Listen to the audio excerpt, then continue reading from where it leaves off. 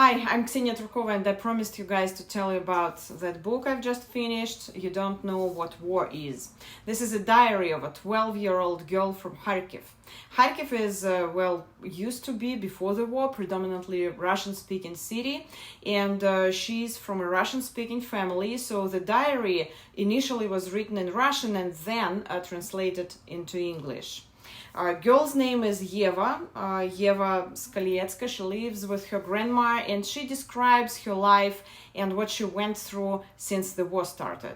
So her birthday was on February 14th and the war started on February 24th. And she describes that transition from the normal life, happy life, to a disaster when you wake up from the sounds of shelling, when you live in a basement under your building for weeks. And the basement in a post-Soviet apartment building, is absolutely not made for living there. So people needed to adjust it. Then she describes how they made it out of Kharkiv when literally the bombs were falling around.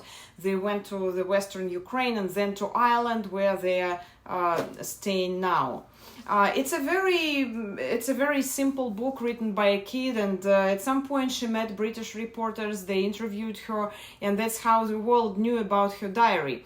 Now the book is published, and the British actress Keira Knightley did the audio version. She became the voice of that book. It's a very simple book, as I said, written by a kid day by day, but that simplicity of the everyday life destroyed by the war petrifies you. You know what I was thinking about while reading this book? First of all, I was thinking about my son. He's also 12, and his birthday is almost on the same day that Yeva's, February 13th. And I was thinking, haven't I left Ukraine years ago? Where were we? I was reading about her life and seeing it through my son's eyes, and it's so scary. I was also thinking about Kharkiv. It's a beautiful city. I visited it 3 or 4 times with my son. It's a former capital of Ukraine, and it's definitely a city with a special vibe. It has a lot of space, huge central square, beautiful architecture. Some people call it Ukrainian Chicago. You feel that you just want to breathe deeply. You feel that freedom, a lot of space, as I said. In Kharkiv, my son and I went to the railway museum, and there was a restaurant where little toy trains bring you food and bring you coffee. It's a good reading for you and for your kid. It also teaches them how important it is to document the events we witness. It's teaching us how important it is to document the events.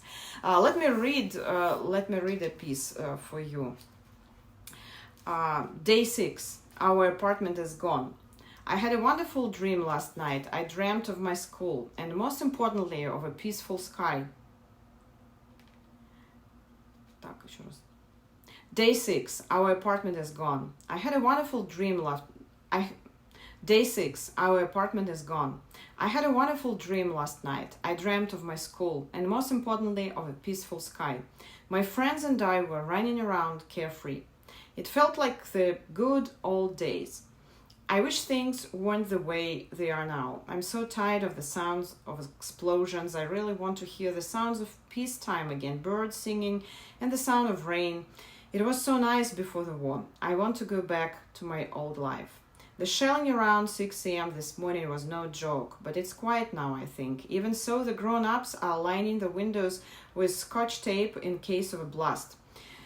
The zoo, Держпром, Gorky Park, it's a very popular amusement park in Kharkiv, the university and the opera house, as well as the Philharmonic. Everything is happening at such incredible speed. 12 p.m. We have heard some traumatizing news. We got a call from one of our neighbors telling us that our old kitchen has been hit by a missile. This hurts because my childhood was spent there. Attacking my home is the same as attacking a piece of me. I'm starting to feel depressed, but I'm fighting it with food. I feel like my heart has been squashed. So this is a book, You Don't Know What the War Is. Yeva, written by Yeva Skalietska, 12-year-old girl from Kharkiv, Ukraine.